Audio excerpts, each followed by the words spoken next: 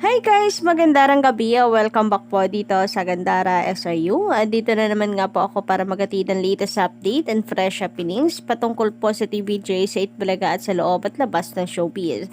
Kaya naman sa mga hindi pa po nakaka-subscribe sa aking channel, maaari po ninyong pindutin ang subscribe button and notification bell dyan sa baba para kayo maging updated at una sa mga nilalabas nating balita. Samantala para po sa ating mga subscribers na and commentor, nais ko po kayong i-shoutout. So isa po dito si Miss Vicky Risma, magandang gabi.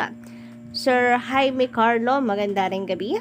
Sir Manuel Ponce, na-miss ko po mga comments nyo. Maganda rin gabi. Rico Clauyan, maganda rin gabi. And Miss Alita Mobilia, yan. Mga matatagal po nating subscriber yan. Maliban kay Sir Jaime, para ngayon ko lang po nabasa yung inyong pangalan. Anyway, shout out po sa inyo.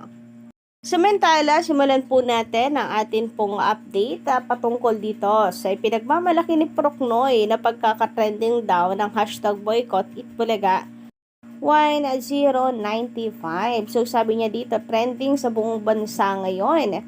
Sa mundo ng X or dating Twitter, ang hashtag boycott Itbulaga 1095. Well, nakapagtataka pa ba naman na masaya siya dyan? Mga kadaway kasi alam naman po natin na talo sila and nananatili po na sila hindi pa rin makamove on until now. Kaya tuwang-tuwa po sila sa ganyang hashtag na boycott Itbulaga. Samantalang po yung boycott na yan ay mga Aldab fans po ang nagpasimuno niyan. And yung 1,095 na nakalagay dyan, yan yung days na binoycott po nila ang Itbulaga. So, mahigit 3 taon na nilang binoboycott ang Itbulaga. Pero anyari, mas nauna pa pong nawala ang tahanang pinakamasaya. Samantala, narito po ang update natin sa ratings po, Noontime TV ratings, na kung saan March 8 ay nangunguna po tayo with 4.7%, pangalawa ang Showtime with 3.8%, at ang Lunch Movie Hits ng GMA7 na pansamantalang kanila pong ipinalit sa tahanang pinakamasaya ay 3.3%. Mabuti pa, no? Itong mga movie, mataas-taas ang ratings. May laban. Bakit di na lang nila forever yan? Kaysa naman ibalik pa nila ang taping kagaya ng nasa kanila pong statement. Statement po ng tape na see you soon. Mukhang may balak po silang bumalik. Tapos yung 3.3% na to, naku po, pagbalik ng tape, baka bigla pong bumagsak ng 2%. 2.0. Tumaas pa nga po ng 4.9. Naku, parang hindi po ata ito naranasan ng Tape Inc. Umabot po ng 4.9% ang rating. So, March 9 po. Ang taas, no? So, bali 2 movie po ang pinalabas. Yung isa, The House of Us, na nakakuha po ng 4.9%. And then yung isa po mga 1 to 2:30 p.m.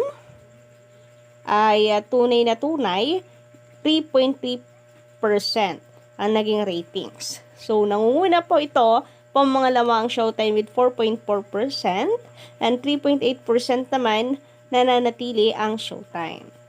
So finally, nakatikim din po ulit ng wagi ang GMA Network. Tatalo po nila ang TVJ.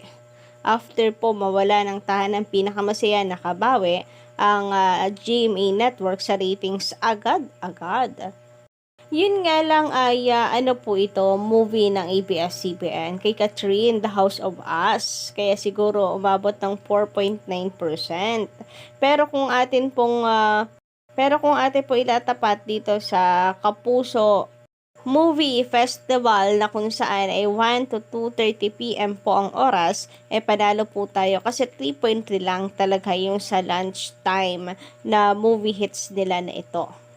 Well, maybe talagang nakaano lang po, nakabelo lang ang GMA dahil ABS-CBN ba naman content yon, The House of Us. Anyway, kung nakaariba naman kahit papaano po ang GMA Network sa time ng March 9 dahil po sa ABS-CBN movie The House of Us, so ang TV5 naman po ay waging-wagi naman sa prime time TV rating. So, nais ko po i-congratulate ang TV5 at si MVP. So, TVJ effect, talaga pong tumataas ng tumataas pong pilit ang ratings ng TV5. Mula po nang makalipat ang TVJ sa kanila. So, narito po, tanging 24 oras ang mataas po sa GMA Network with 13.1%. TV Patrol 3.0 lang, 3.0 rather, samantalang mas mataas naman po ang viewers ng Frontline PH with 3.3%. And ito naman po mga sumunod ay palabas po ng TV5, content ng ABS-CBN. Sa prime time ng TV5, wagi po tayo. So, Batang Quiapo with 14.7%. Samantalang ang todo pong pinopromote ng GMA Network na Black Rider ay 10.6%. Ang Linlang ay 9.9%. Samantalang ang katapatan po nito na Love Day Repeat 8.2% lang. Can't Buy Me Love 6.0%. And then, ang katapat po nito ay 5.0 lang and 2.5.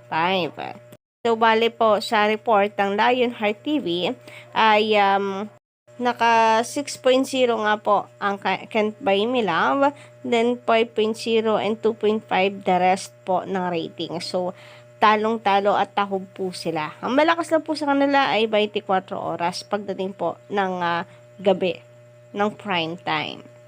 Anyway, dumako naman po tayo ngayon sa pagbabasa ng komento na ating pong mga kalabay-kads. So, shoutout po Sir Erwin, Kilitas Kilay. Sabi niya dito, sa sobrang gahama ng halos siblings, edi ayan, tila meron na naman pong gustong biktimahin. Ayan tuloy ang naging bunga.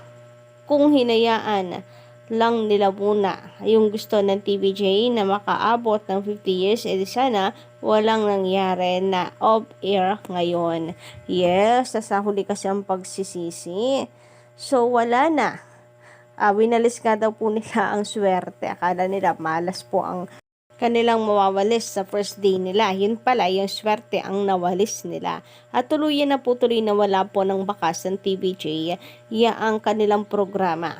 Kaya agad-agaran din na nagsara. Sabi naman dito, tinagpo dito ang Itbulaga, Tape might come up with a new show format. After all, the time slot is still theirs up to the end of the year. Naku, sana naman po wag na. Baka maulit lamang din po, ilang buwan lang din ang abutin po ng kanilang babaguhin at re-reformat na segments papakita po sa mga fans, baka mas lalo po ang gawin nila. Samantala, patungkol nga dito mga kadabay cans, meron po mga nagtatanong kung nabago na ba at meron na i-launch na ba ng TVJ ang bagong kapalit po ng tahanang pinakamasaya. Sa answer is no. Kasi parang kanina, movie pa din po ang ipinapalabas ng GMA Network. So, mukhang hindi pa talaga ready na palitan po nila ang tahanang pinakamasaya dahil marami naman po talagang kailangan pong asikasuhin dyan. Samantala, sabi po ni Sir Eddie Bukayo, magandang gabi, IPOPHL, galaw-galaw kayo dyan sa office nyo. Alam nyo namang nanalo na si Joey De Leon sa trademark na yan. Bakit hanggang ngayon, wala pa din. Nako, kailan kaya po natin makikita at ipapakita ng TVJ na meron na po silang natanggap na Certificate of Approval mula po sa IPO and yung sa website. Kailan daw po kaya mababago yun? Mag-iisang taon na kasi March po ipinasa yon ni Joey De Leon. March 22 kung hindi ako nagkakamali. Anyway, basta March po siya. March na po ngayon. So, ang taon na. Pero hindi pa rin naaprobahan ang kay JDL na classification 41 doon sa website lang naman. Pero kung atin pong pagbabasihan ang report na si JDL ang panalo and deemed registered na sa kanya ang titulo, wala na pong duda. Si JDL lang ang may karapatang gamitin ang titulong EB, Itbulaga, at sila lang ang tunay na Itbulaga. Wala na pong magiging habol ang Tape Inc. Kahit po sabihin natin na sarado na yung kanila pong show ngayon, alam naman po natin na sila ay nananatiling nakikipagbakbakan na TVJ sapagkat kita nga po natin na pati po Tape Inc. may ipinasa na rin pong classification 41.